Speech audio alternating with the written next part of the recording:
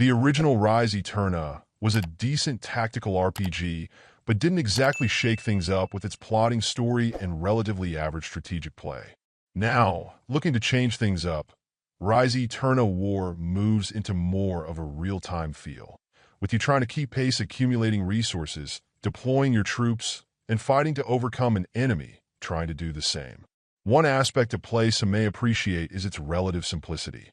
You're absolutely an active participant in battles, trying to ensure your build resources are keeping pace, and making sure to try to keep an edge on your foe by countering the units they bring at you. Early on, there really aren't too many options, and you'll be quite evenly matched, so there could be a tendency at times for the battles to draw out if you're unable to get on a roll, and then keep enough momentum to prevent a strong counterattack. Once there are more units in play, you'll then begin to diverge, requiring you to think more strategically with which units you deploy and which ones will get key upgrades to allow them to be even more effective.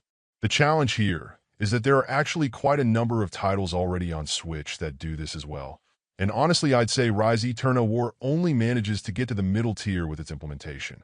One disappointment for me was that the active skills I could use on a cooldown to try to help turn the tide, more often than not, felt utterly ineffective. Whether they really helped out my units or not wasn't always clear, and that felt like it ripped away one of the best opportunities to keep me engaged and invested in the battles. Instead, I tended to lose interest as battles could drag on, and even if I eventually prevailed, the lack of intensity and excitement tended to be pretty deflating.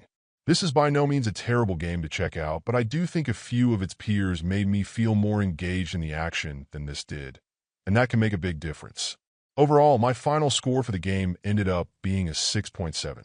And if you're interested in picking it up, it's currently available on the Switch eShop for $9.99. Thank you for taking the time to listen to this review. And if you'd like more information or ideas of indie games worth checking out on Switch, be sure to click on the link provided in the description. Until next time,